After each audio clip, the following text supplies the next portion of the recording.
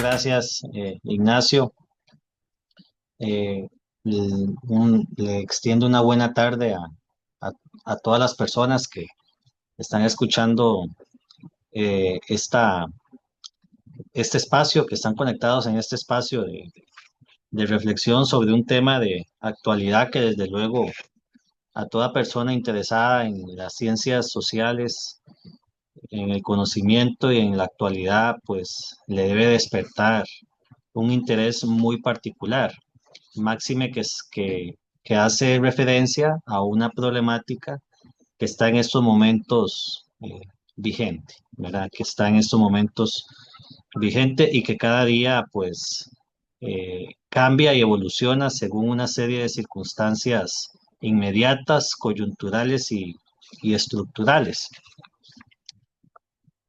Yo voy a hacer una presentación del tema que se me solicitó muy amablemente, ¿verdad? Le agradezco a Ignacio por tomar en cuenta lo que un historiador económico como yo pueda aportar sobre esa lectura contemporánea de un conflicto que desde luego tiene un trasfondo económico de alcance regional y también de alcance planetario, porque en el medio de este conflicto tenemos eh, la pugna por no solo territorios, eh, no solo reivindicaciones nacionalistas, ideológicas, sino también recursos energéticos, recursos agrícolas que, que hacen que el conflicto adquiera mayor complejidad de aquel que nos pueda mostrar uno u otro bando en conflicto, ¿verdad?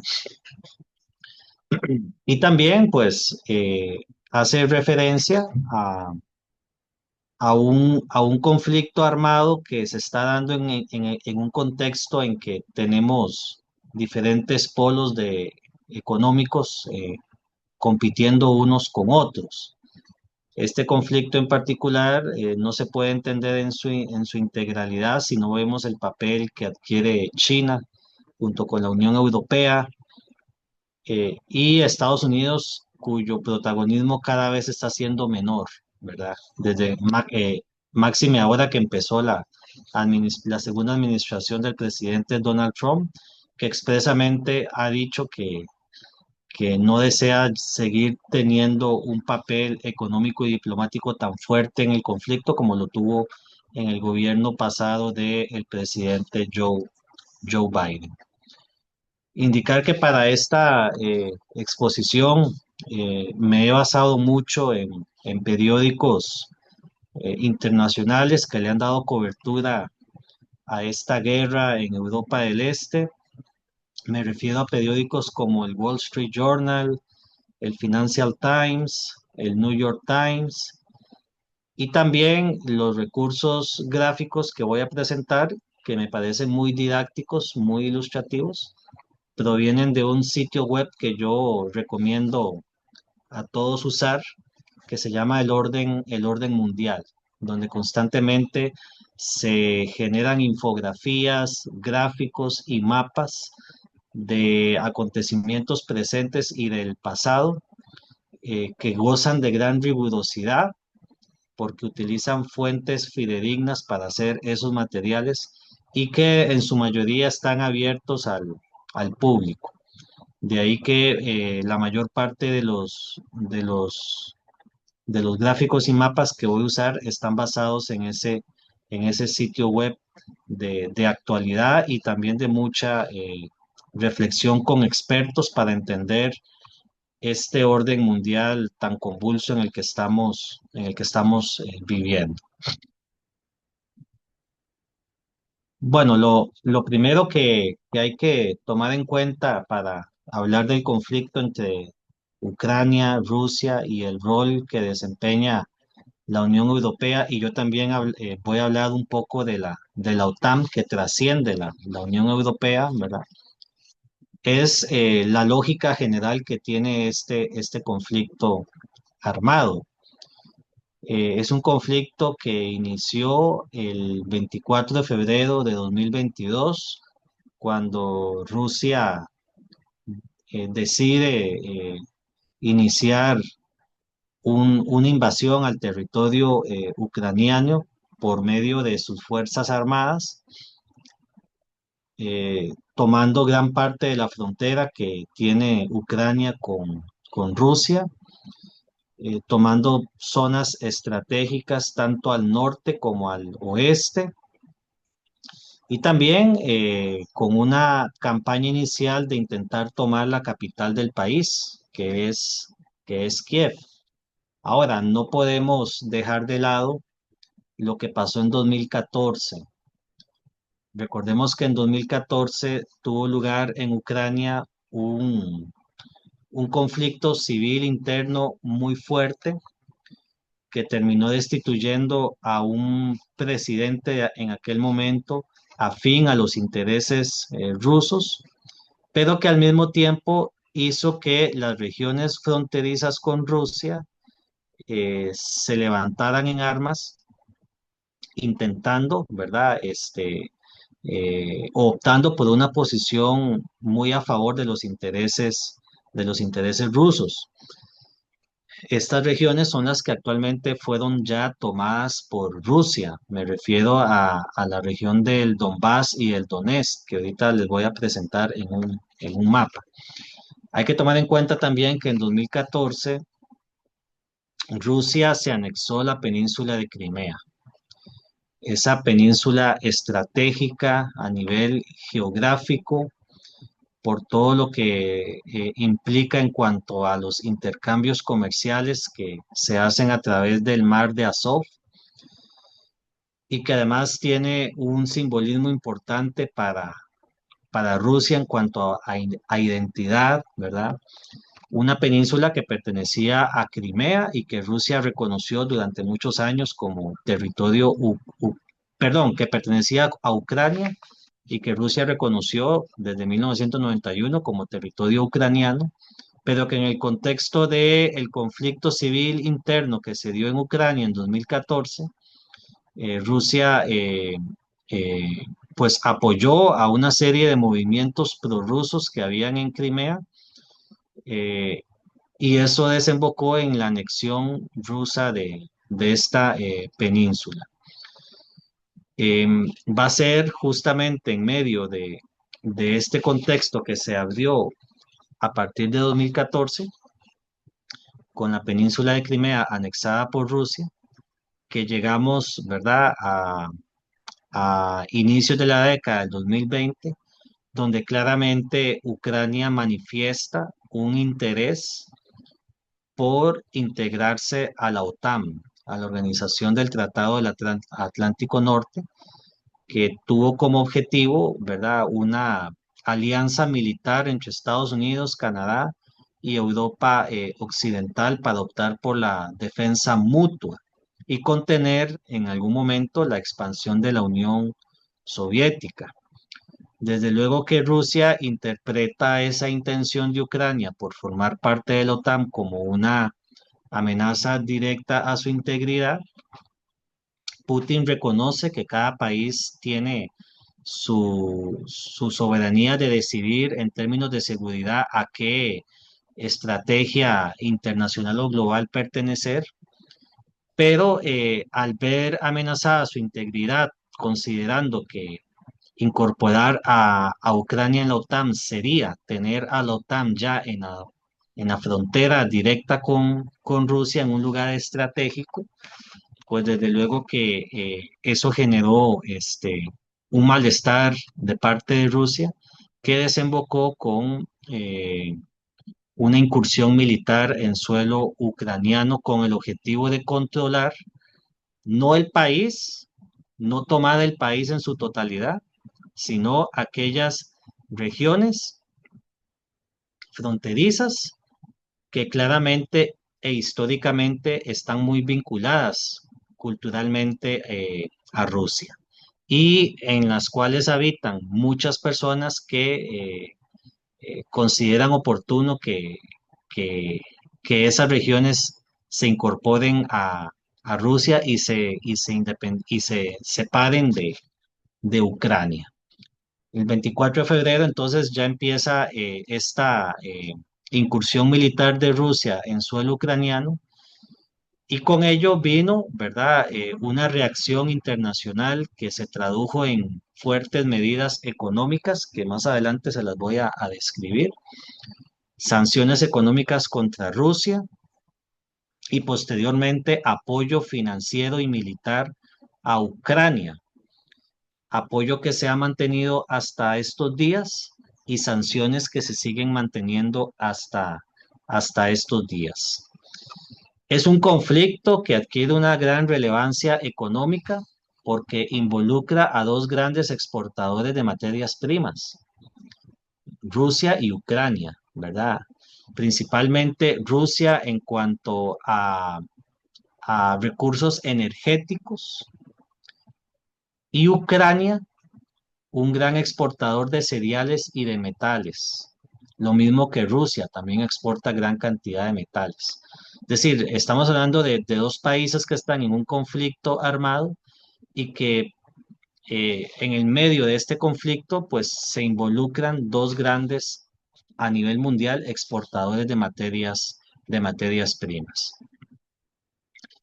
Un conflicto que desde luego, como toda guerra armada, pues genera impactos económicos en ambos países, tanto en Ucrania como en el caso de Rusia. Ucrania siendo el país que mayor destrucción de infraestructura ha sufrido. Rusia, que si bien ha tenido alguna afectación en su infraestructura, pues esta ha sido menor comparado con Ucrania. Pero en el caso de Rusia, lo que más sobresale en cuanto a impacto económico de esta guerra ha sido las sanciones económicas que le han impuesto desde la Unión Europea y Estados Unidos. Sanciones que desde luego no han generado el efecto económico esperado como se quiso en algún momento y que Rusia, al entrar en una lógica de economía de guerra, pues ha sabido sortear el impacto de esas sanciones. Lo curioso de este conflicto, ¿verdad? Es que los actores que giran alrededor de este conflicto son la OTAN, la Unión Europea, que no es lo mismo, no podemos decir que la Unión Europea es lo mismo que la OTAN, son dos organizaciones distintas, aunque involucran a varios países.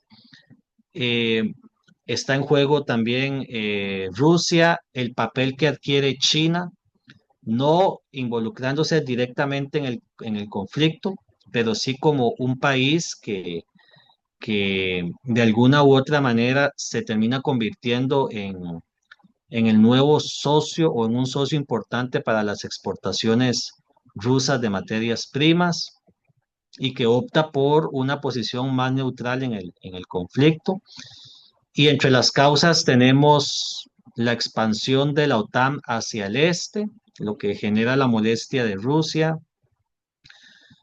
un conflicto de identidad nacional ucraniana, considerando que hay regiones de Ucrania que no se sienten parte de Ucrania como tal, y el control sobre territorios postsoviéticos ricos en materias primas. Esas serían como las causas generales.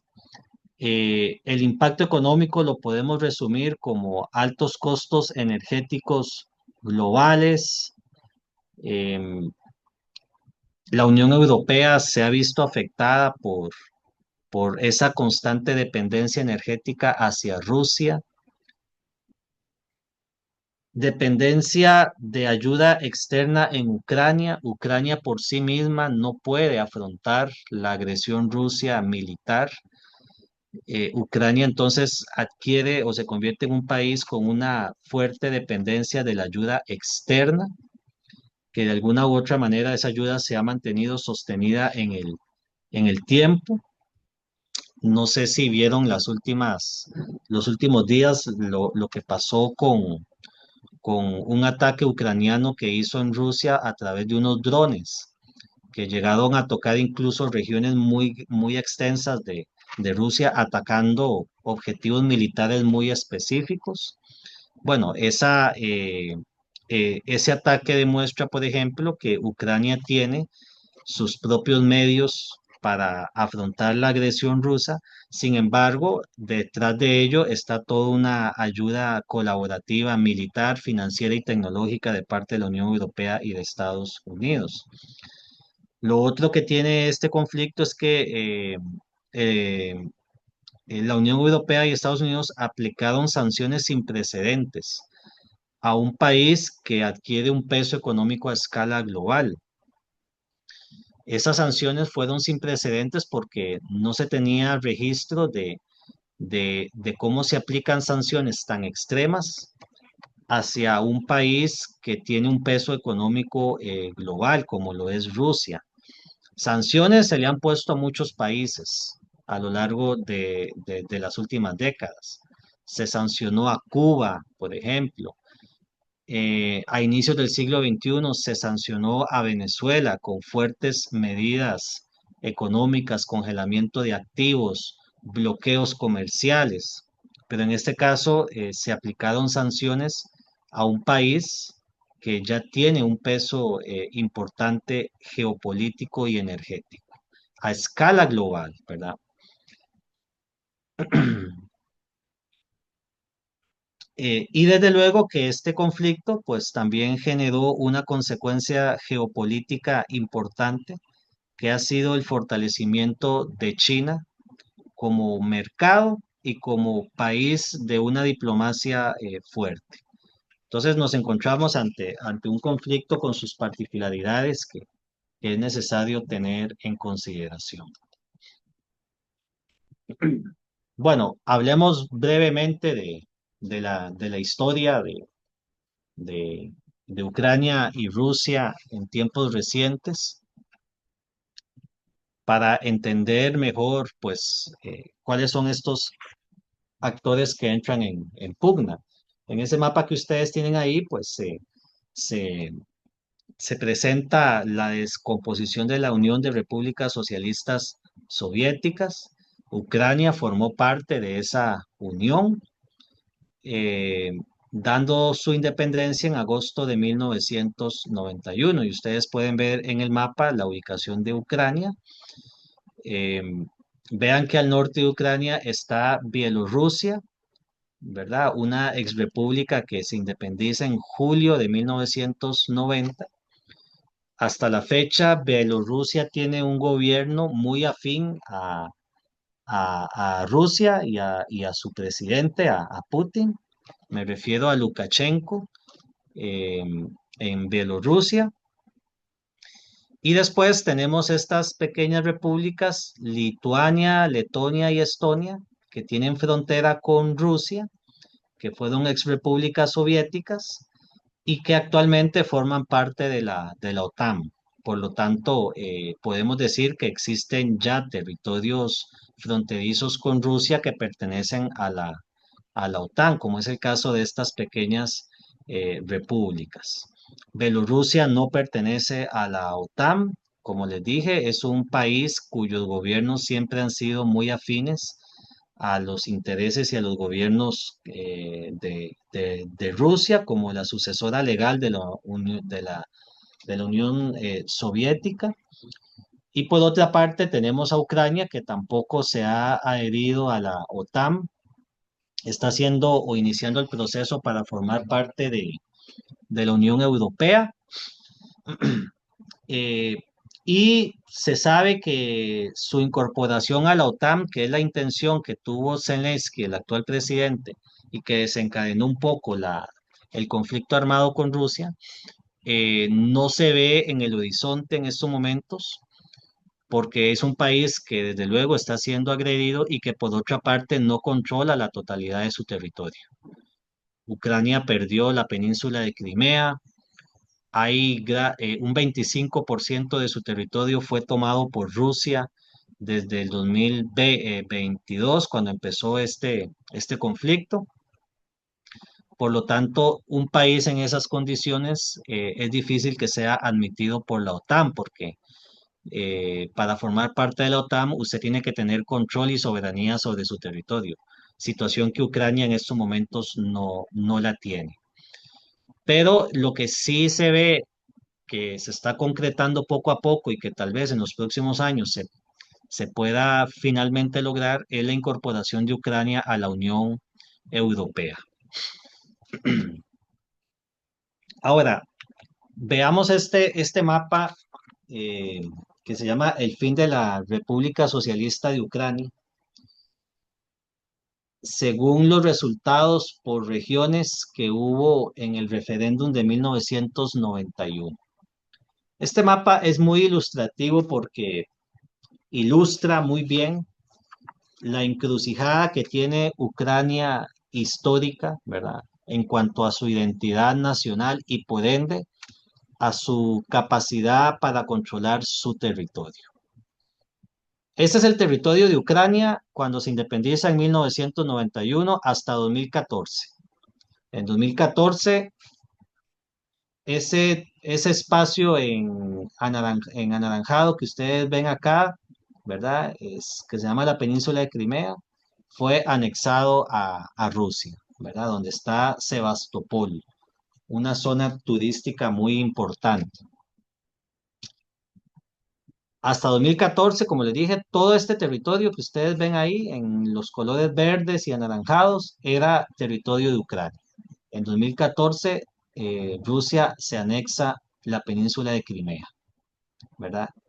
Que es ese espacio ahí en color café oscuro. Si vemos el resto de Ucrania, tenemos que el color verde se pone más verde hacia el oeste, es decir, hacia la frontera con Polonia,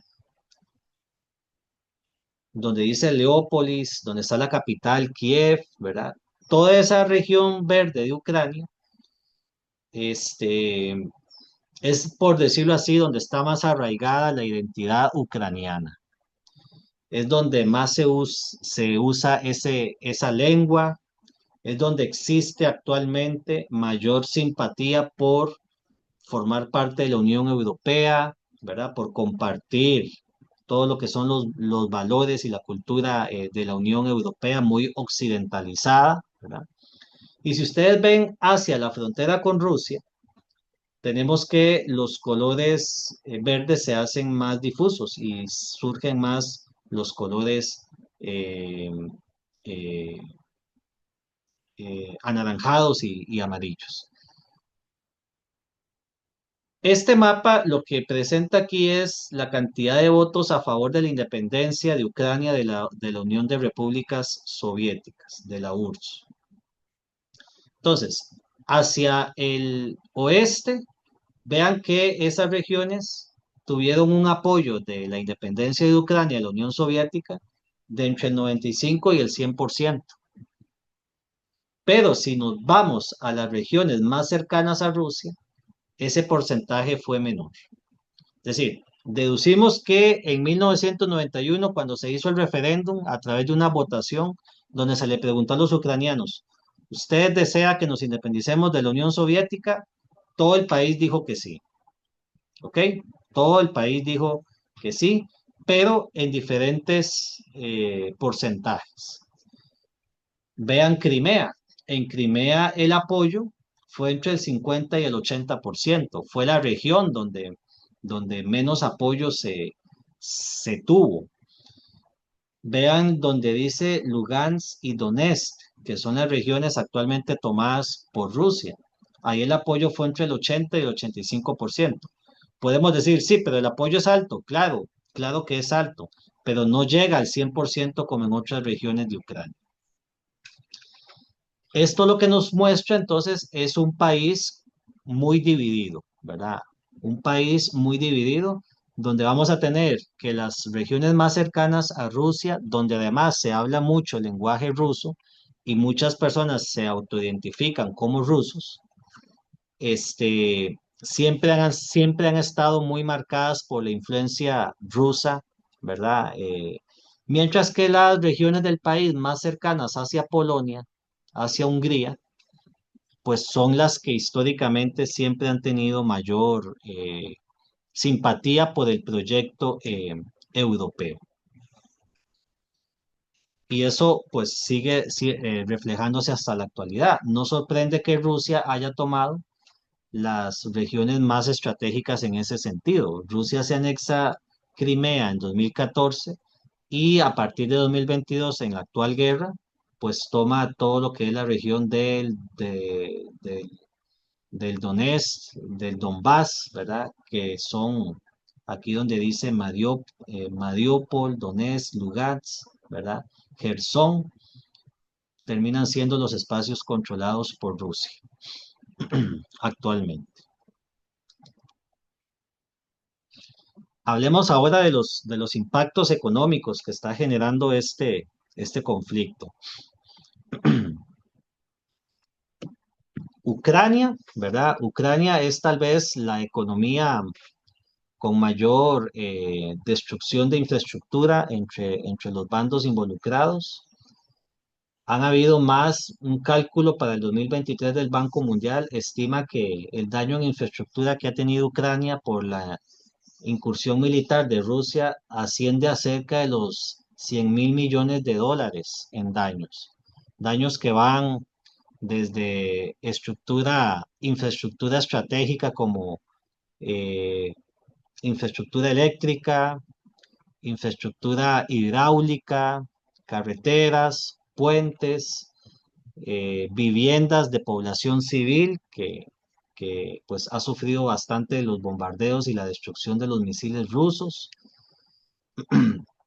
Ha sufrido un desplome en su caída del Producto Interno Bruto escandalosa, un 29% en 2022, teniendo una pequeña recuperación en 2023 con ayuda internacional, pero ya un desplome del Producto Interno Bruto de casi el 30% habla de una afectación económica importante.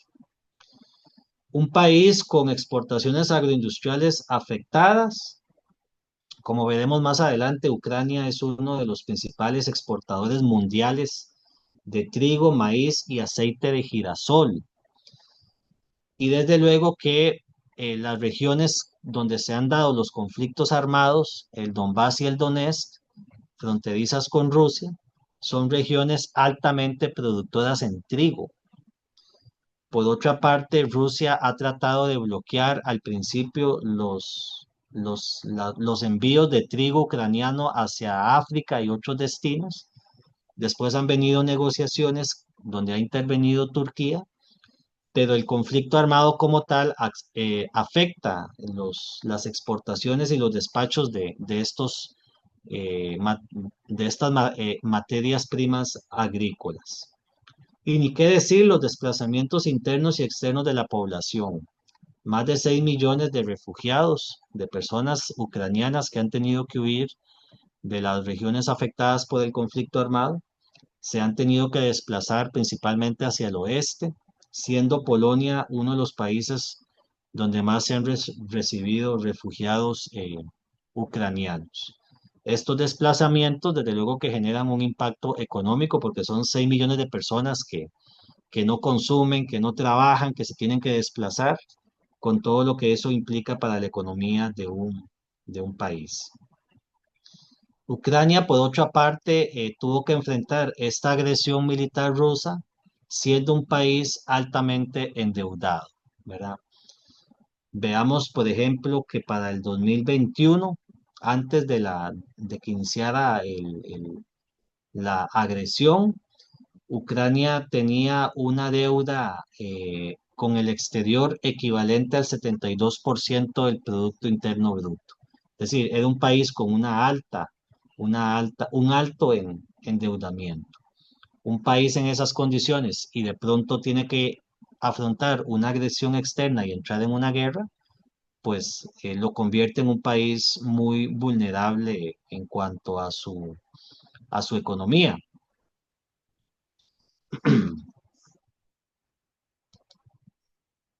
Estos son los escenarios de guerra que les estaba comentando. Estos territorios que están en rojo son los territorios controlados por Rusia, que pertenecían a Ucrania y que ahora están bajo el control ruso. Ahí ustedes pueden ver pues toda la infraestructura estratégica que está en juego. Tenemos centrales nucleares como la de Zaporizhia, tenemos puertos como Mariupol, un puerto que además tiene un significado histórico muy importante. Eh, en la década de 1920, por ejemplo, Mariupol era el corazón industrial de la Unión Soviética. En Mariupol había mucha siderurgia y mucha industria pesada. Después de 1991, cuando se desploma la URSS, Mariupol pasa a formar parte de Ucrania, alberga la mayor fábrica siderúrgica de Europa, ¿verdad? Hoy en día fue destruida por enfrentamientos militares, pero Mariupol históricamente fue el corazón industrial de la Unión Soviética, ¿verdad? Habían otras zonas industriales, por supuesto, pero Mariupol era uno de los corazones industriales de la Unión Soviética. Y esto lo que demuestra es el significado que tienen estas regiones para la misma historia soviética y para la misma Rusia como tal, ¿verdad? Y abajo está, pues, Crimea altamente protegida, ¿verdad? Por parte de Rusia. Los puntos rojos que ustedes ven ahí son fortificaciones que Rusia ha construido desde el inicio de la invasión. Son fortificaciones donde hay toda una infraestructura de contención que Rusia ha ido construyendo para evitar que Ucrania realice ofensivas que puedan penetrar en ellas. Y todas esas ciudades, Zaporizhia, Mariupol, que ustedes ven ahí, Lugansk, actualmente están bajo el control ruso y actualmente ya operan en esas ciudades compañías constructoras rusas dedicadas a la reconstrucción, porque estas ciudades se vieron devastadas al inicio de la guerra, ¿verdad? Entonces, podríamos decir que Rusia ya tiene un control muy efectivo de estos, de estos territorios y la retórica que actualmente tiene Ucrania es que ellos van a tomar de nuevo esos territorios, se los van a quitar a Rusia y también tienen como objetivo tomar de nuevo la península de Crimea.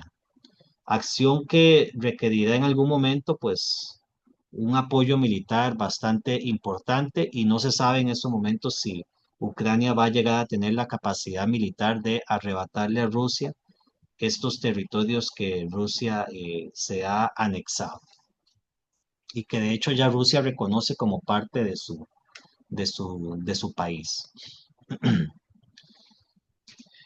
Ucrania, una potencia agrícola, ¿verdad? Lo que les decía al principio, no podemos entender este conflicto ni toda la geopolítica que hace la Unión Europea y Estados Unidos y Rusia alrededor de él si no tomamos en cuenta los recursos energéticos que hay de por medio. En este mapa ustedes pueden observar los principales cultivos que abundan en Ucrania y si nos vamos hacia la frontera con Rusia, ¿verdad? Donde dice Mar de Azov hacia arriba, esos territorios que están con unas rayas rojas, esos son los territorios controlados por Rusia. Vean que la mayor parte de lo que se cultiva ahí es girasol y trigo, ¿verdad? Es girasol y trigo. Ucrania tiene la cuarta parte de los suelos negros extremadamente fértiles del mundo.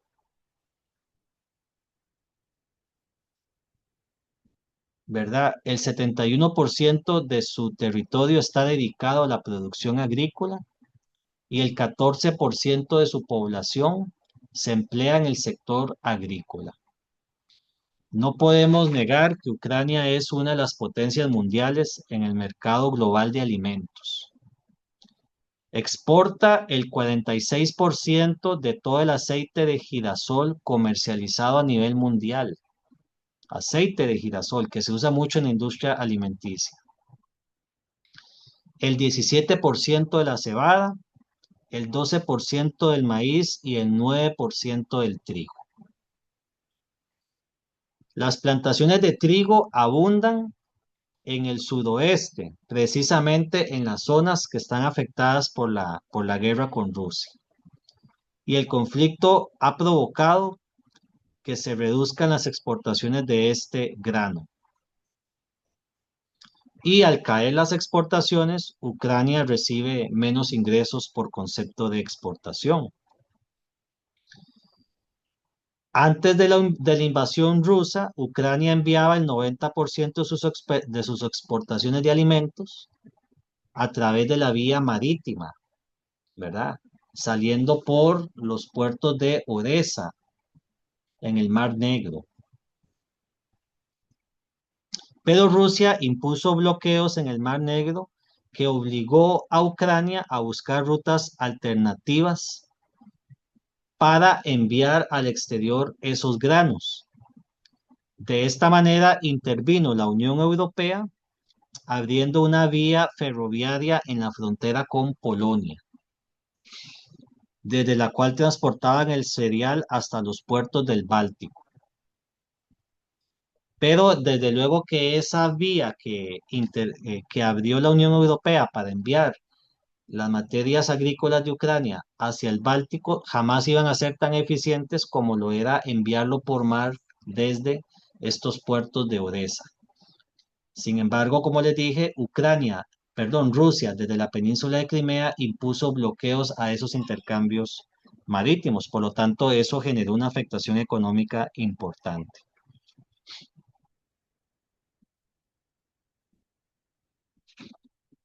Otros productos, ¿verdad? Que se exportan desde Ucrania es el maíz y el colza, ¿verdad? Así como la soya, que como ustedes pueden observar, se cultivan más hacia el oeste, ¿verdad? Más hacia el oeste.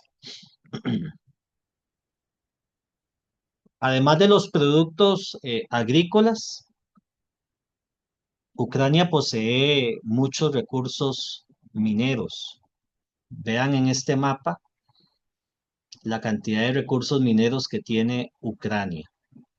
Metales de transición como hierro, titanio, manganeso, metales no ferrosos como el níquel, el cobalto, el cobre, los polimetálicos como el oro, el plomo y el zinc, uranio, litio y grafito. Ucrania no posee reservas de hidrocarburos, como lo es el petróleo y el gas natural, como sí los tiene Rusia, pero tiene yacimientos de minerales claves para el desarrollo de energía y de vehículos eléctricos. Muchos de estos minerales que les mencioné son necesarios para la construcción de vehículos eléctricos, una industria ante la cual China lleva la delantera en estos momentos. Desde el inicio de la invasión rusa, la riqueza geológica de Ucrania ha sido un factor estratégico que ha usado el gobierno ucraniano para atraer inversión y asegurar apoyo internacional. Recuerden que cuando llegó Donald Trump al poder, lo primero que dijo sobre este conflicto fue decirle a Ucrania, nosotros le hemos ayudado mucho con financiamiento militar, queremos que usted nos dé parte de estos recursos minerales para nuestras industrias, ¿verdad?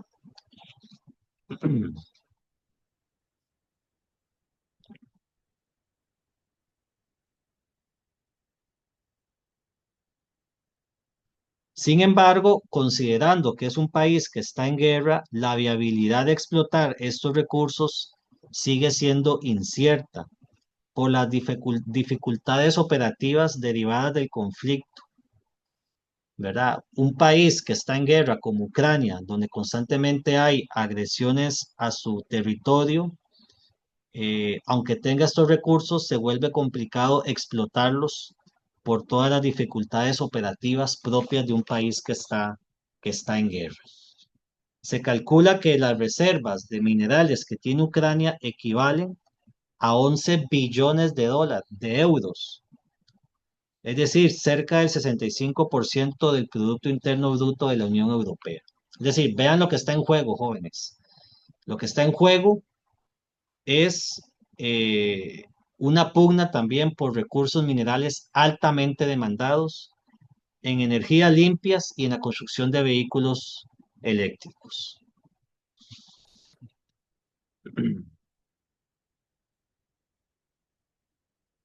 Y ahora hablemos del impacto económico de esta guerra sobre Rusia. Rusia no se ha visto mayormente afectada en cuanto a destrucción de infraestructura, porque los daños que ha generado Ucrania, pues no se pueden comparar con los que Rusia ha generado en Ucrania. Y además de que estamos hablando de que Rusia es un territorio enorme, es un territorio muy grande, es un territorio donde sus industrias estratégicas están dispersas por miles de kilómetros. Además, Rusia tiene la ventaja no solo de superioridad militar, sino también demográfica. Rusia es una potencia demográfica. Entonces, para Rusia es muy fácil tener soldados, mientras que para Ucrania es más complicado porque la población es menor, ¿verdad? Eso hay que tenerlo en cuenta.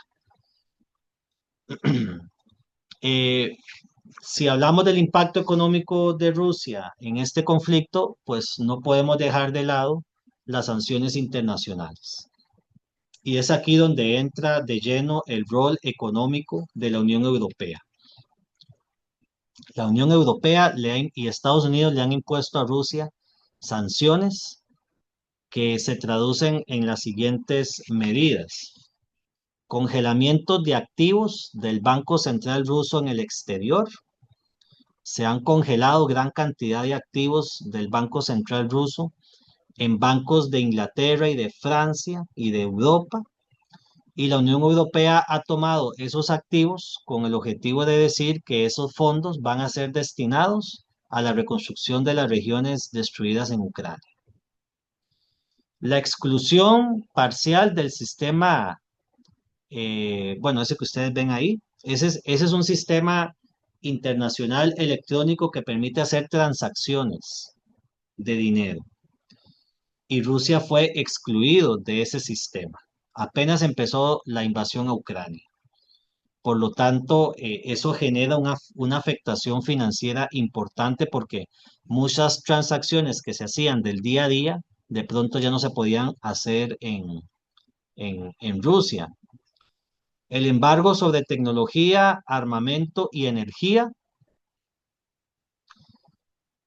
impacto en términos del comercio exterior. eh, eh, de pronto la Unión Europea y Estados Unidos cierran sus puertas a las importaciones de ciertos productos rusos y Rusia se ve obligada a reorientar esos productos hacia otros mercados igualmente demandantes. Entonces muchas de sus exportaciones se reorientan, principalmente las metálicas y extractivas, se reorientan hacia China, India, Irán y Turquía. Em, ¿Qué impacto han generado estas medidas de la Unión Europea y de Estados Unidos sobre Rusia? Bueno, un impacto de una caída del Producto Interno Bruto del 2% en 2022. Desde luego que es un impacto en su PIB muy pequeño comparado con el que sufrió Ucrania, que era del 30%, por ejemplo.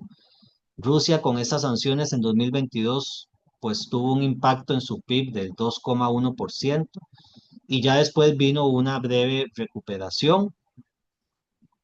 Y el rublo que se comenzó a devaluar, ¿verdad? Fue logrando una cierta estabilización por el control de los capitales que se imponen en Rusia. Entonces, en el fondo, Rusia podríamos decir que ha sabido librar un poco la afectación económica que las medidas y las sanciones le podían haber generado.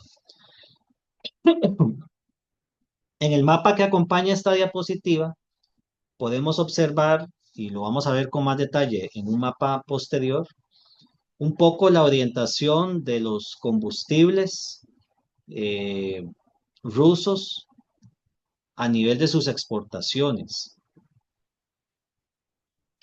antes de la guerra con Ucrania. Vean que cerca del 72% del gas natural ruso iba o era enviado a Europa y solo un 11% a Asia y Oceanía y un 17%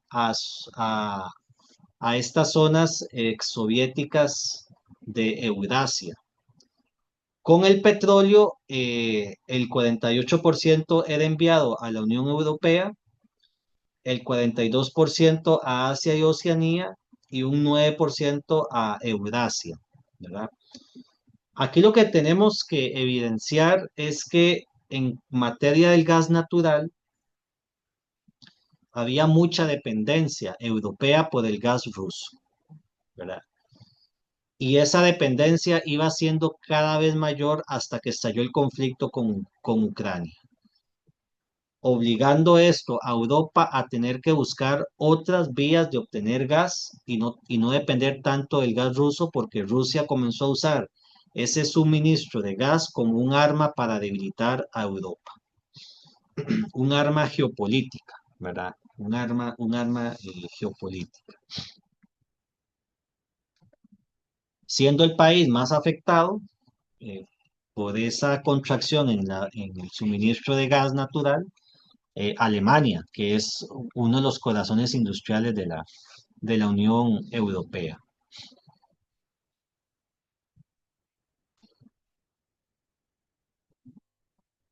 Siguiendo con el tema de las sanciones económicas a Rusia, que demuestra, ¿verdad?, el papel o el rol económico que tiene la Unión Europea en este conflicto. Tenemos que, bueno, la Unión Europea, Estados Unidos, Reino Unido, Canadá, Japón, Australia, Suiza y Corea del Sur son los países que más sanciones le han impuesto a Rusia. Las sanciones financieras van en, como lo vimos en la diapositiva anterior, en la congelación de activos del Banco Central ruso en el extranjero. Se calcula que cerca de 300.000 millones de dólares fueron congelados, es decir, 300.000 millones de dólares, dinero ruso que estaba en bancos europeos, han sido congelados por estos bancos y que como les dije, la intención es que esa plata sea usada para reconstruir las regiones devastadas por la guerra en Ucrania. La exclusión de los bancos rusos del sistema SWIFT, dificultando transferencias internacionales, y la prohibición de transacciones con varios bancos estatales y privados rusos. Muchas transacciones que se hacían desde la Unión Europea, Estados Unidos, Reino Unido, hacia bancos rusos, de pronto fueron prohibidos por esos países.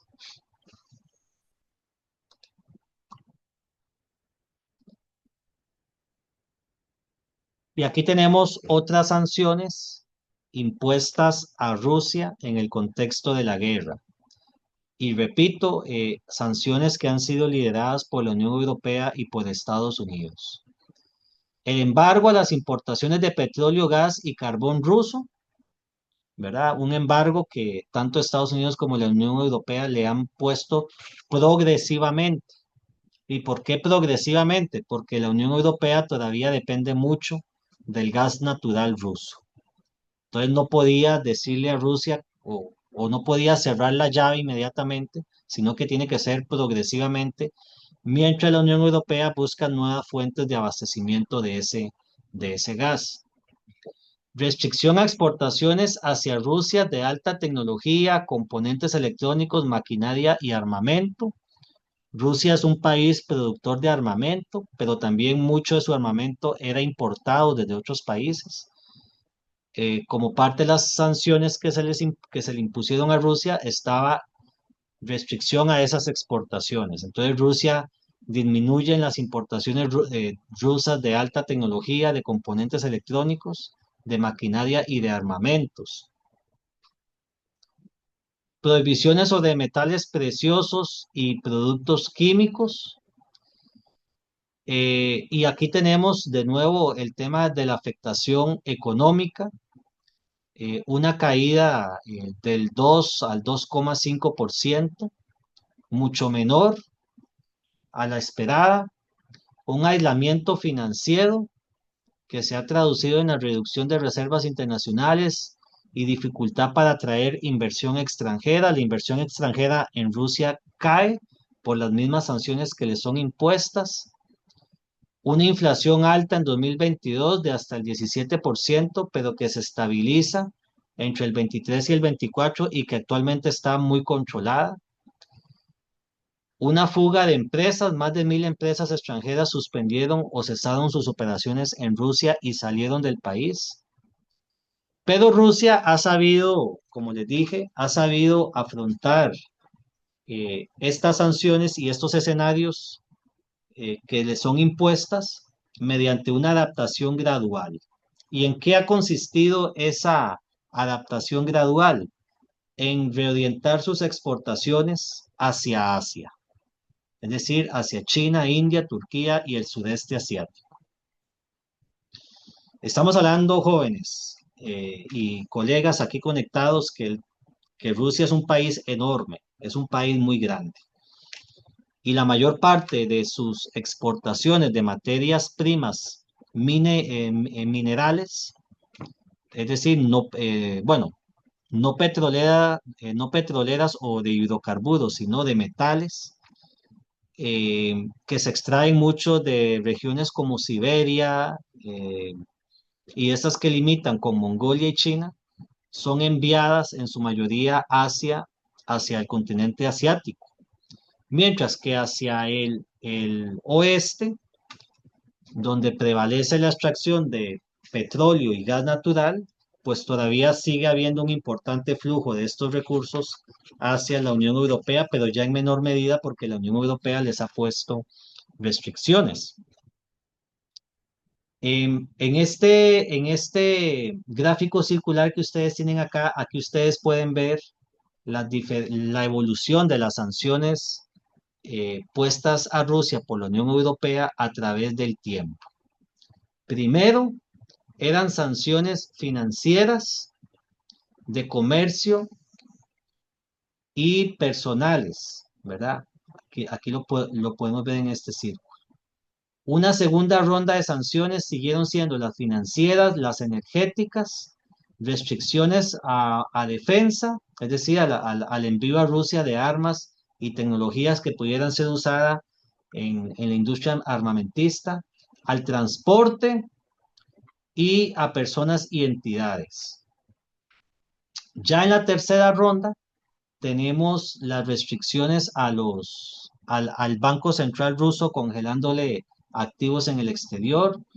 Igual las sanciones financieras continúan, las sanciones al transporte y estas otras sanciones hacia personas y entidades en particular.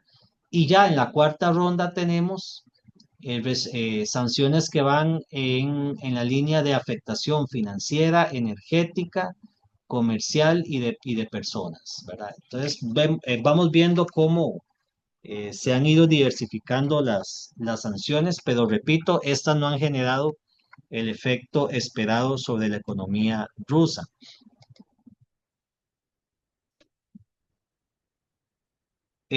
Bueno, aquí tenemos el comportamiento del Producto Interno Bruto, del porcentaje de crecimiento del Producto Interno Bruto de Rusia a lo largo del periodo en que empezó la guerra. Vean cómo se desploma a raíz de las sanciones iniciales, pero con el tiempo se ha ido recuperando. La tasa de crecimiento se ha ido recuperando. Entonces, esto lo que nos habla es que Rusia ha sabido sortear muy bien las sanciones que le han impuesto de la Unión Europea. Y por otra parte, tenemos la evolución del presupuesto en defensa que ha empleado Rusia como porcentaje de su Producto Interno Bruto. Al año 2022, cuando empezó la invasión a Ucrania por parte de Rusia, Rusia destinaba cerca del 4% de su PIB en presupuesto en defensa, ¿verdad? En defensa. Pero antes ¿verdad? Cuando se da la anexión de Crimea en 2014, vean cómo en 2014 eh, Rusia registra el mayor presupuesto en defensa desde el 2013 hasta la invasión a Ucrania. Era de un 5,4%. Ya después disminuye y al momento en que inicia la incursión en Ucrania, queda en un 4%. Podríamos decir que Rusia destina aproximadamente entre el 5 y el 6% de su presupuesto como porcentaje del PIB a la defensa. Desde luego que ese es un porcentaje pues bastante pequeño, a pesar de que es un país que está en guerra, si se compara con otros episodios históricos donde Rusia ha tenido que enfrentar una agresión militar. Vean, para tener como referente histórico, el porcentaje del presupuesto en proporción al PIB que tuvo que invertir la Unión Soviética en la Segunda Guerra Mundial cuando fue invadida por la Alemania nazi y después el proceso de expulsión de los nazis de su territorio. Era del 61%. Es decir, era una economía claramente volcada hacia la guerra. Hoy en día no podríamos decir que toda la economía rusa está volcada hacia la guerra, ¿verdad? Como lo fue en el pasado. No se puede comparar. Sin embargo, ¿verdad? Una economía que se dedica o una pequeña porción a la guerra, pues eso le permite también generar un cierto crecimiento porque son armas, es defensa, ¿verdad? Y eso activa una economía.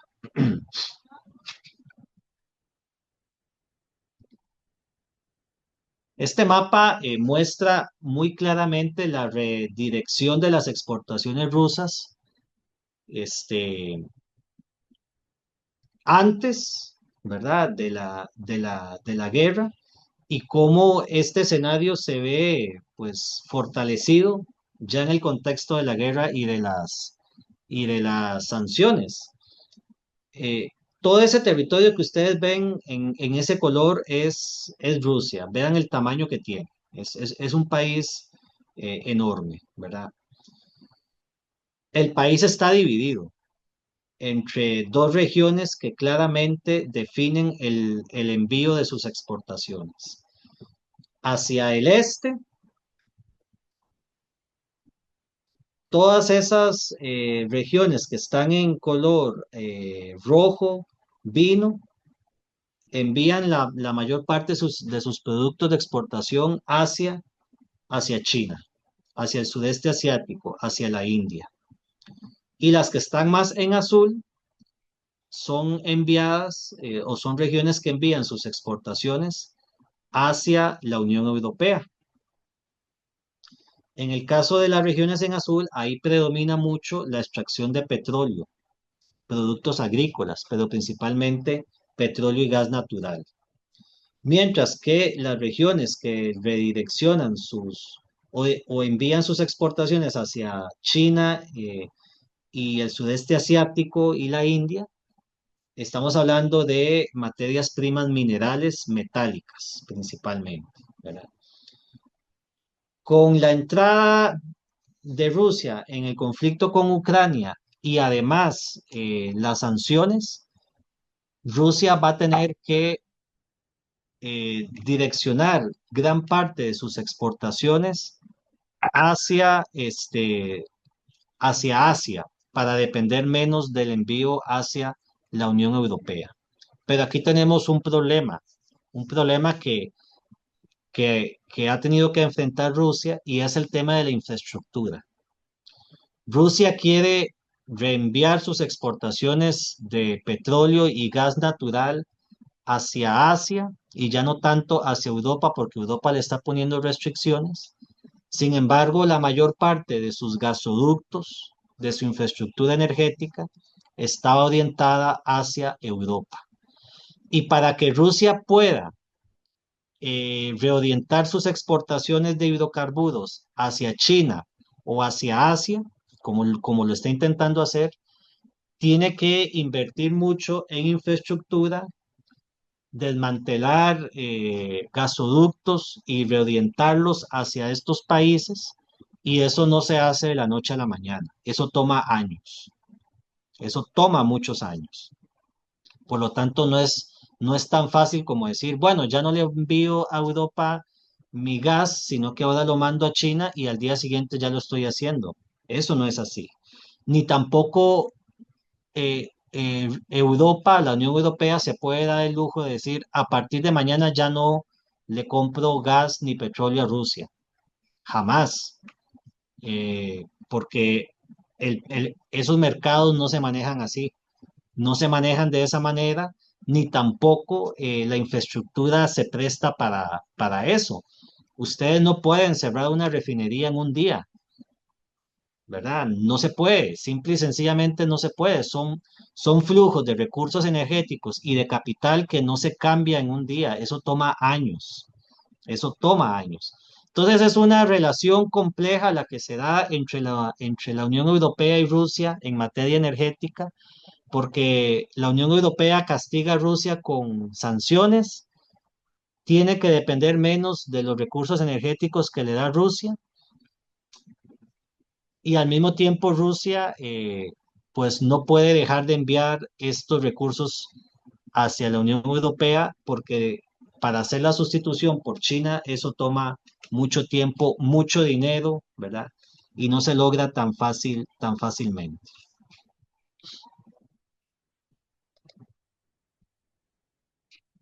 Ahora bien, en este escenario tan complejo, ¿qué rol diplomático puede tener la Unión Europea y los demás países integrantes de la OTAN para lograr una salida a este conflicto?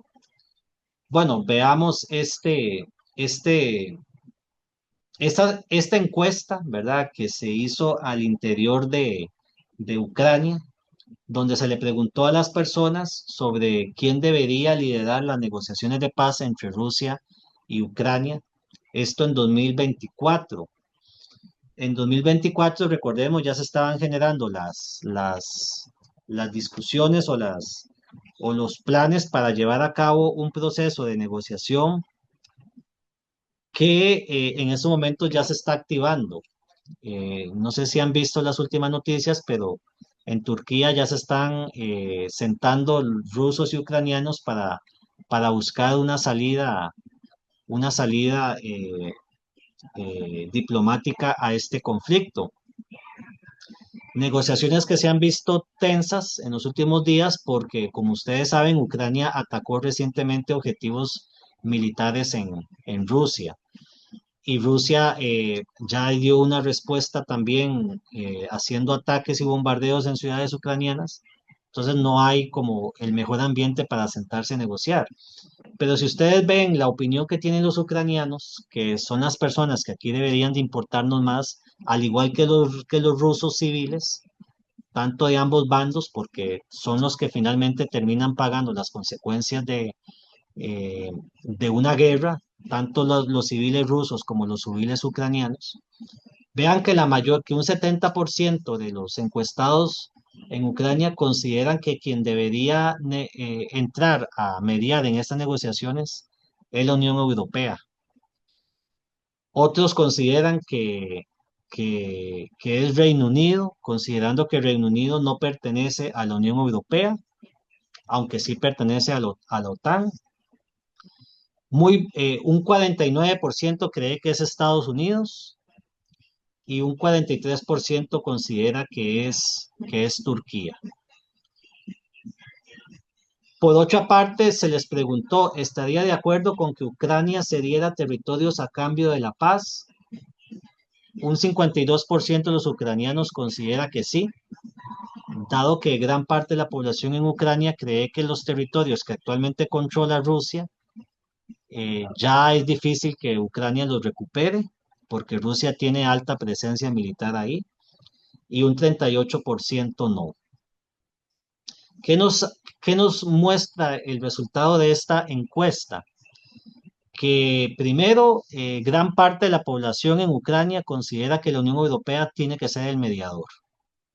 Y esto también habla de que, y podríamos decirlo con cierta contundencia, gran parte de la población ucraniana ve con buenos ojos que su país se incorpore a la Unión Europea. No así a la OTAN, porque no es lo mismo, ¿verdad? Con la OTAN ya hay más reservas. Y por otra parte, que más de la mitad de la población cree que Ucrania ya perdió los territorios que Rusia tomó por la fuerza y que si esos territorios deben de ser cedidos a cambio de la paz, es preferible que así sea. No por ello vamos a negar de que en Ucrania existen grupos radicales ultranacionalistas que consideran que Ucrania no tiene que ceder territorio y que Ucrania debe de ir hasta las últimas consecuencias con tal de recuperar Crimea y las regiones tomadas por Rusia actualmente. Y sabemos y se sabe que muchos de esos movimientos o de esos grupos más radicales tienen representación en el gobierno, al punto que Zelensky eh, considera que Ucrania tiene que recuperar todo el territorio perdido y de hecho ya están planeando o ya hablan de una ofensiva militar para tomar Crimea. No sé si vieron en los últimos días un intento de sabotaje de un puente que une Rusia con Crimea, que ya ha sido objeto de ataques ucranianos en el pasado. Recientemente intentaron bombardearle las bases para destruir el puente y de esa manera incomunicar Crimea con Rusia. Bueno, se sabe que el gobierno ucraniano está detrás de esos intentos de sabotaje. Por lo tanto, esto muestra que dentro del gobierno de Ucrania hay, tienen voz estos grupos radicales que consideran importante que se haga una ofensiva total y que Ucrania recupere todo su territorio. Acción que desde luego militarmente se ve muy difícil de lograr porque Rusia tiene la superioridad en fuerza, en armamento y demográfica. Ya para ir terminando, aquí tenemos en este otro gráfico cuáles han sido los países que mayor apoyo económico, militar y humanitario le han dado a Ucrania en lo que va del conflicto. Si bien la Unión Europea genera o tiene un peso importante en financiamiento, perdón, en apoyo financiero, ¿verdad? Vea que el país o que más apoyo militar le da a Ucrania es Estados Unidos, ¿verdad? Ahí ustedes pueden ver en la gráfica de barras, la barra celeste representa en miles de millones de euros la ayuda militar que le da Estados Unidos a Ucrania a diciembre del 2024, es decir, a hace 6 meses. Estados Unidos le aporta militarmente a Ucrania pues miles de millones de dólares, financieramente también y humanitariamente menor. La Unión Europea le da principalmente apoyo financiero. La Unión Europea no se ha atrevido, eh, ¿verdad? Como unión como tal, ¿verdad? A darle mucho financiamiento militar porque sabe que Ucrania usando armamento de alto calibre, pues rápidamente puede estar atacando objetivos rusos en territorio ruso, lo que haría que Rusia eventualmente tomara represalias militares contra la Unión Europea. Pero si ya nos vamos a países particulares, vean Alemania. Alemania es el país dentro de la Unión Europea que mayor apoyo militar le está dando a Ucrania. No es comparable con el de Estados Unidos, pero sí le da gran apoyo militar, principalmente en materia de tanques y de misiles de alto alcance. Reino Unido también, y ahí vienen ya después los otros países como Japón, que le está dando ayuda financiera, Canadá, Dinamarca, Países Bajos, ¿verdad? Donde claramente la colaboración va siendo menor comparado con la que le da Estados Unidos.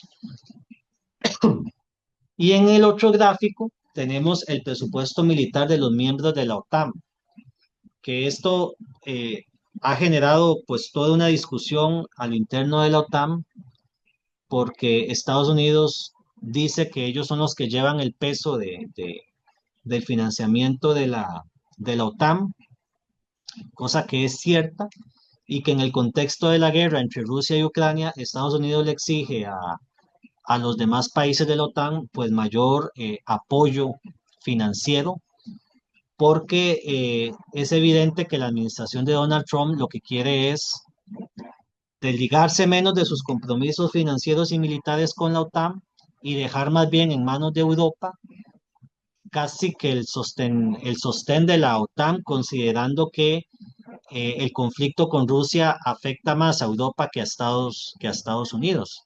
No por ello Estados Unidos no tiene mayor interés en seguir dándole mayor financiamiento a Ucrania para que se enfrente a Rusia, y además por su ubicación geográfica, Estados Unidos pues no se estaría viendo directamente afectado por una agresión o un conflicto abierto entre Rusia y la OTAN, que desde luego no hay condiciones para que eso se dé todavía. De ahí que Estados Unidos le está diciendo a Europa, bueno, asuman más ustedes el compromiso de financiar la OTAN que yo, dado que ustedes tienen a Rusia de vecino. Y son ustedes los que más se verían perjudicados si se van en una guerra abierta entre la OTAN y Rusia, que como les digo, no hay condiciones y es posible que no hayan condiciones para que ese enfrentamiento abierto se dé. Ni siquiera, ¿verdad? Ni siquiera eh, cayendo un misil ruso en suelo polaco. Ustedes saben que Polonia pertenece a la OTAN, es un país limítrofe con Ucrania y pues si se llega a dar un enfrentamiento abierto entre la OTAN y Rusia, tendría que haber una agresión rusa hacia un país miembro. El país miembro más vulnerable sería Polonia,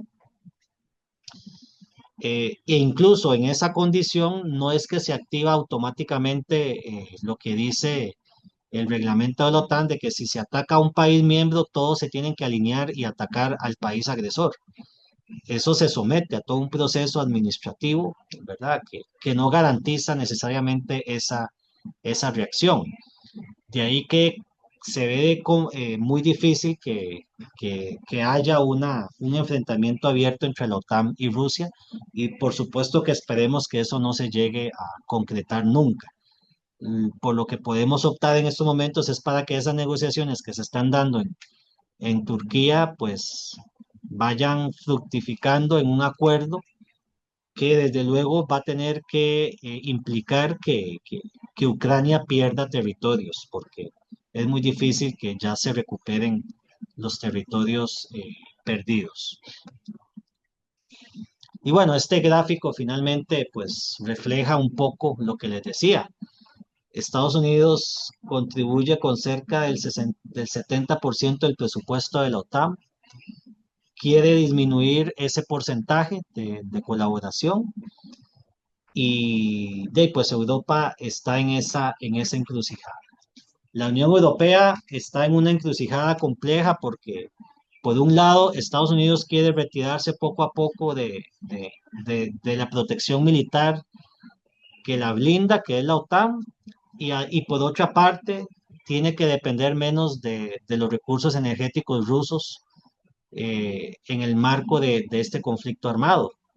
Son dos frentes, uno energético, otro militar, que Europa tiene que saber gestionar si quiere salir bien librada de esta coyuntura. Esto es como a grandes rasgos, Ignacio, lo que yo quería presentarles. Espero haber cumplido con los objetivos que me pidieron, ¿verdad? Y si no, pues estoy aquí abierto a escuchar preguntas o comentarios. Sí, muchas gracias, Rafael. Inclusive por acá nos pusieron algunos comentarios a la luz de lo que usted nos comentaba. Hay uno que nos puso Guillermo dice, más, Europa no puede desembarazarse de Rusia. Eh, y este que es con tintes de pregunta, la Unión Europea ve a Ucrania como un granero. Posiblemente ese sea el interés de apoyar a Ucrania en el conflicto. Pero, ¿acaso cuestiona la forma de imponerse al poder de parte de Zelensky? Eso es lo que nos pregunta Guillermo.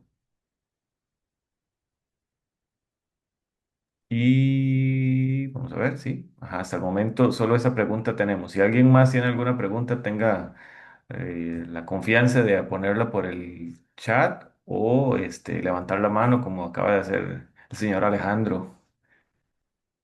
Escuchemos la de Alejandro como para que la tengamos por ahí y seguimos adelante. Siempre. Bueno, buenas noches. Bueno, yo tengo bueno, como dos o tres preguntas.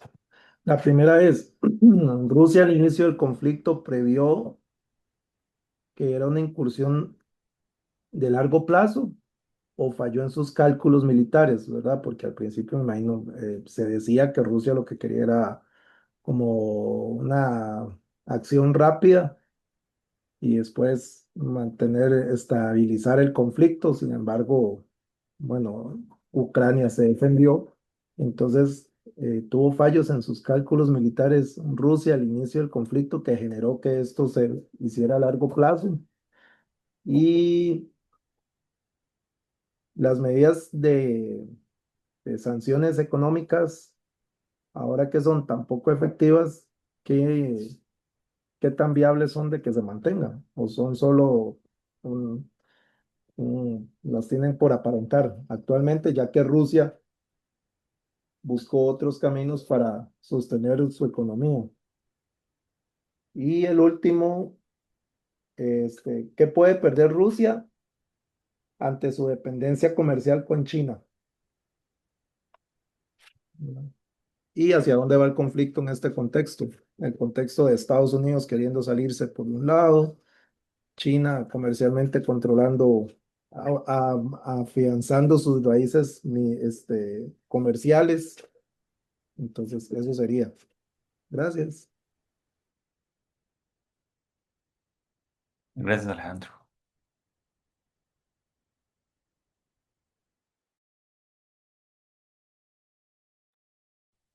Bueno, vamos a ver. Respecto a la primera pregunta que se hizo por el chat, la Unión Europea ve a Ucrania como un granero. Sí, es efectivamente, es un granero, pero no solo la Unión Europea lo ve así.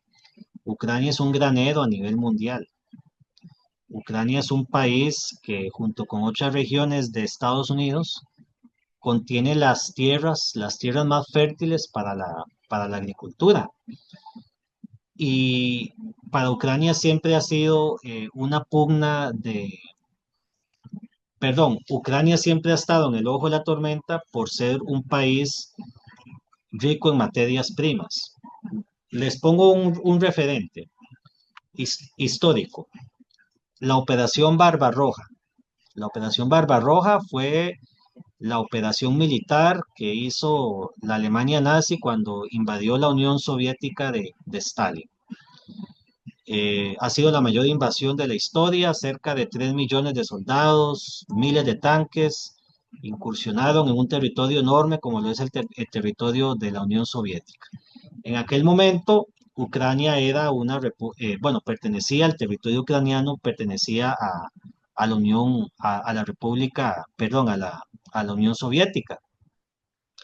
Y llegó un momento en el cual había un frente nazi que estaba a punto de llegar a Moscú y Hitler decidió detenerlo y orientarlo hacia Ucrania.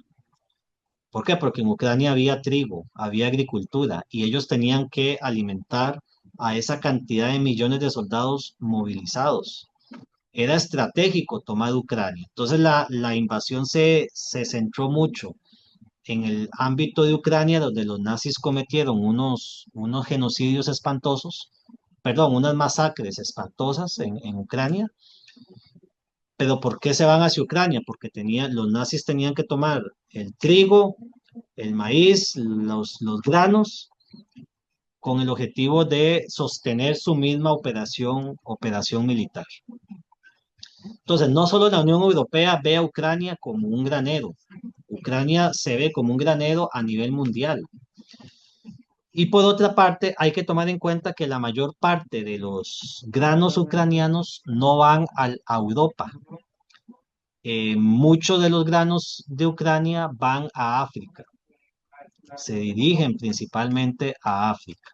Entonces, el mayor mercado para estos granos, si bien pues parte de ellos se va a Europa, por supuesto, muchos de estos granos, grandes cantidades van a África. ¿Por qué? Porque en la misma Europa se cultivan los cultivos que se cultivan en Ucrania. ¿Qué posición ha tomado la Unión Europea respecto a la forma en que Zelensky se ha hecho del poder, se ha posicionado? De lo que la Unión Europea tal vez más puede observar de ese ámbito político es el hecho de que Zelensky llegó a través de un proceso electoral, ¿verdad? Se sabe que Zelensky, pues, está aplicando formas de reclutamiento, de control, eh, que desde luego contravienen todo principio democrático que podamos compartir en el mundo occidental, ¿verdad?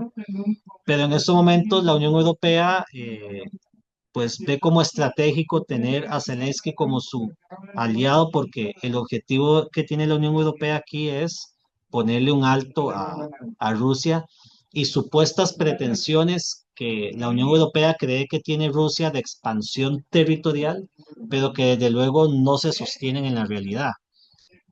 Bueno, aquí ya es un criterio, una opinión que puedo externar al respecto. Comúnmente uno escucha a los presidentes europeos decir que después de Ucrania, Rusia va por Polonia y va por otros países y se va a ir expandiendo. Yo creo que eso es pura retórica de ellos. Primero, porque Rusia no tiene un interés en expansión territorial, eh, más allá de lo que está haciendo en Ucrania. Y en segundo lugar, Rusia sabe que un proyecto de expansión hacia el occidente llevaría a un conflicto armado con la OTAN. El mismo Putin ha reconocido que hay una asimetría militar entre la OTAN y Rusia. Es decir, Rusia no tiene la capacidad militar que sí tendrían todos estos países de la OTAN juntos. Y difícilmente creo yo que Rusia quiera ir por ese camino, a pesar de que sí tiene una superioridad nuclear, que eso lo convierte ya en un país con el cual hay que tener cuidado en si alguien decide enfrentársele abiertamente. Eso termina siendo más una retórica de estos líderes occidentales, porque además de las razones que he dicho, Rusia tampoco tendría la capacidad militar de expandirse más allá de Ucrania, ¿verdad? ¿Qué pasa con las sanciones? ¿Cuál es el futuro de las sanciones si no han funcionado? Es ese, creo yo. Ya se comprobó que las sanciones no funcionaron, que Rusia pudo sortear bien el impacto económico que éstas pretendían, motivo por el cual las sanciones se van a quedar hasta el tanto se logre un acuerdo de paz, pero yo no veo a Occidente poniéndole más sanciones, a pesar de que sí hay ciertas amenazas en ese sentido. Ya Donald Trump amenazó a Putin con nuevas sanciones y sigue bombardeando ciudades ucranianas. Pero más allá de las sanciones ya conocidas, difícilmente van a generar el efecto que se quería. ¿Qué puede perder Rusia con China a sabiendas de que se está fortaleciendo su mercado con China? Rusia no puede perder más bien puede ganar un nuevo socio. Putin en alguna ocasión lo dijo muy claramente, dice que gracias a las sanciones y a la reacción que ha tenido la Unión Europea, Rusia se está descubriendo más como un país asiático que como un país europeo. Y lo que sí es evidente aquí es que el conflicto y las sanciones lo que han hecho más bien fue estrechar los vínculos de colaboración de Rusia con China. Para bien o para mal y para lo que eso pueda significar para el mundo occidental, es un hecho que estas relaciones se han estrechado mucho. A Estados Unidos, al menos con el actual presidente, no le interesa mucho ese juego de alianzas nuevo. Tal vez es la Unión Europea el bloque que más puede ver con preocupación ese acercamiento. Y bueno, si Rusia sabía un poco a lo que estaba entrando cuando inició esta incursión militar en Ucrania, sí, Rusia no tenía noción de lo que iba a suceder. Rusia, cuando empezó la invasión a Ucrania en 2022, la única, el único mensaje que le mandó a Ucrania fue decirle a sus Fuerzas Armadas: no intervengan, quédense recluidas, déjenme a mí tomar posesión de los territorios sobre los cuales tengo derecho a ejercer control, este, y no se atrevan a hacer una agresión contra esta operación militar. Situación que no se dio y que pues, ha desencadenado un desgaste. Los primeros 2 años de este conflicto ha sido una guerra de desgaste. Rusia no pudo avanzar más allá de lo que se propuso. Ucrania no ha podido recuperar los territorios arrebatados. Las famosas incursiones o reacciones ucranianas no han podido llevar a cabo los objetivos territoriales que se propusieron en algún momento, y lo que tenemos son dos ejércitos desgastándose. Rusia se ha desgastado, por supuesto que se ha desgastado militarmente. Ucrania es tal vez el país que más desgastado está ahí, y esa pugna va a seguir, esa pugna va a seguir hasta en el tanto no se haga un alto al fuego producto de las negociaciones que se están llevando a cabo en Turquía, que ojalá pues conlleven a ello lo antes posible, porque como les dije, los más afectados aquí son los civiles, tanto ucranianos como rusos.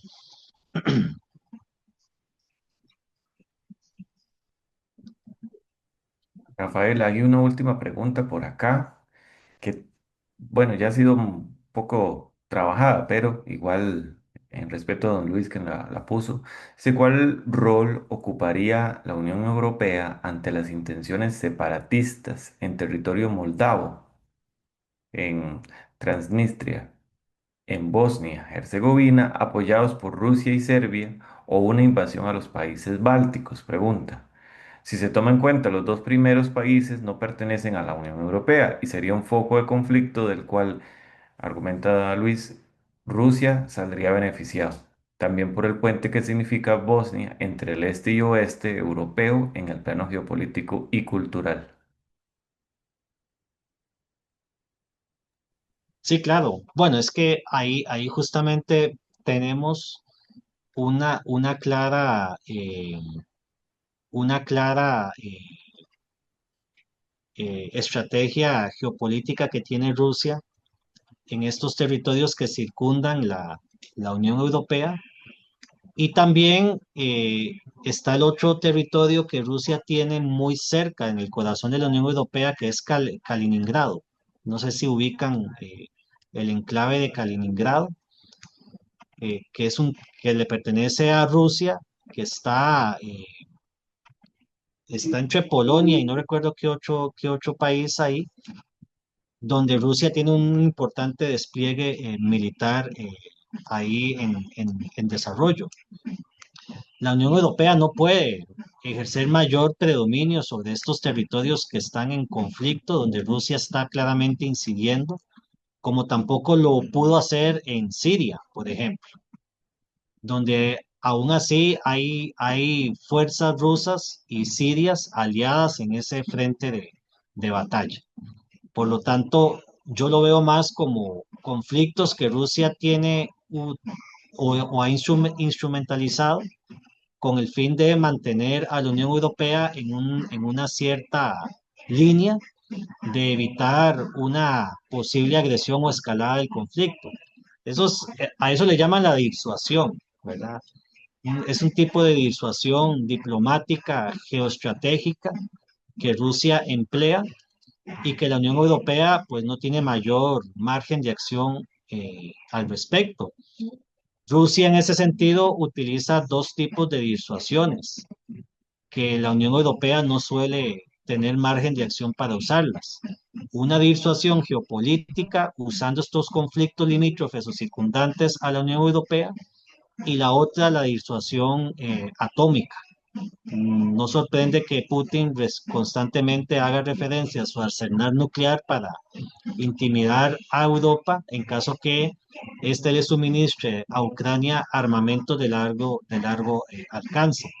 Por su parte, la Unión Europea no suele caer mucho en la disuasión nuclear porque su arsenal es menor y a nivel geopolítico tampoco puede tener mayor incidencia en ello porque su posición geográfica la convierte en muy vulnerable, ¿verdad? Sí.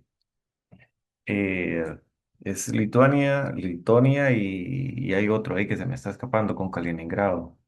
Estonia, Estonia. Mm. Sí, Kaliningrado es un enclave que tiene Rusia ahí, que se sabe que Rusia tiene importante despliegue militar en Kaliningrado, pero otros expertos dicen que en un enfrentamiento abierto con la OTAN, más bien Kaliningrado sería un objetivo importante de la OTAN. Y es un territorio muy pequeñito, pero que Rusia tiene ahí controlado, ¿verdad? Y muy fortificado, por lo que tengo entendido. El enclave de Kaliningrado. Vamos a ver, no tenemos más.